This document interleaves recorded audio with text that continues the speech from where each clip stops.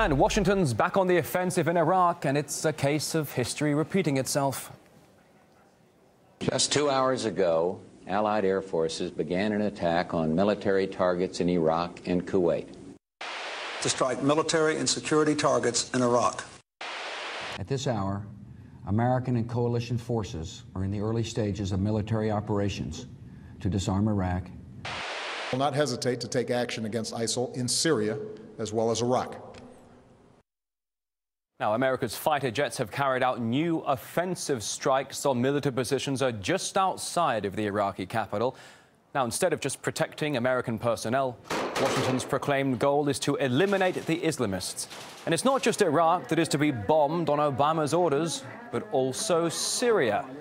The White House even promised retaliation if Damascus uses its air defenses to intervene in the operation.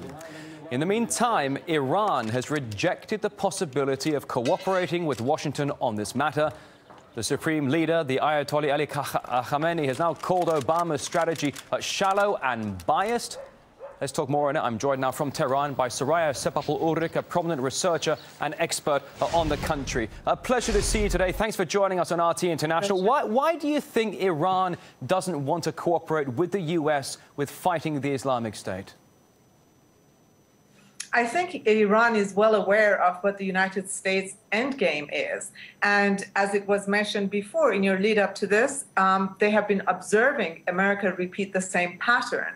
And they're well aware that this is not really a fight against a group of terrorists of the makings of Americans themselves and their allies, but it's really to reoccupy the Persian Gulf region and to really its end goal is to remove Assad from power and to reoccupy Iraq and then perhaps even take the offensive to Tehran.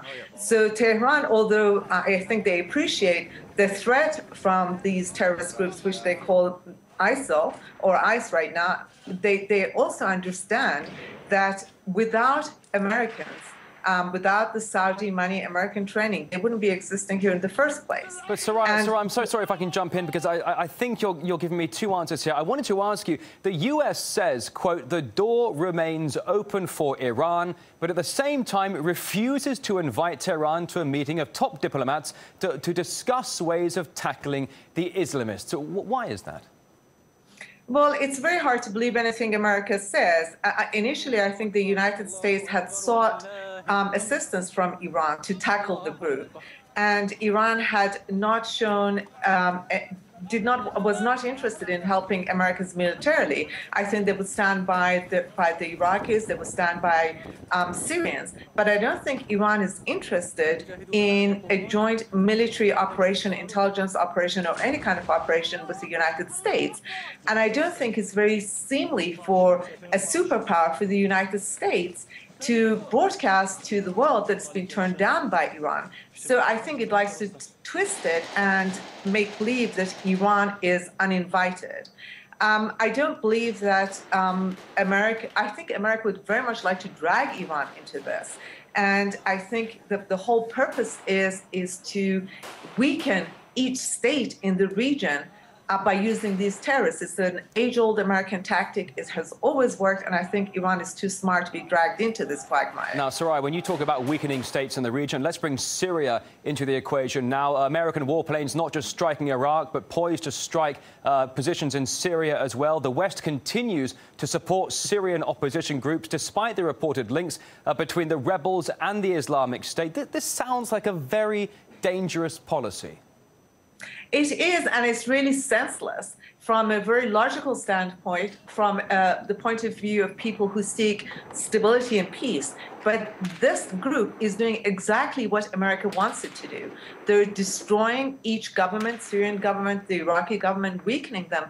At the same time, they're giving America an excuse to intervene. I mean, a year ago, the false narrative of a chemical weapons attack by the government of Assad didn't work. The American people are not on board for yet another war, but when they present these really doctored, shoddy propagandist pieces of the beheadings, then American people are now more on board for yet another war. I mean, this is exactly what America wanted. America wanted the American people on board to wage another war. And to do that, in order to do that, of course, they're going to arm the rebels even more. And at the same time, the rumors that America is giving intelligence to the Assad government. So it's creating chaos. It's really destroying every country in the region.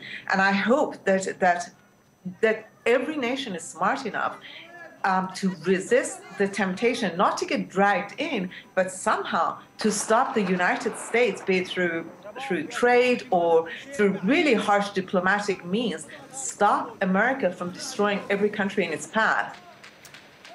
All right, Soraya Sepapel-Ulrich, a prominent researcher and expert on Iran. Thank you so much for joining us here on RT International today.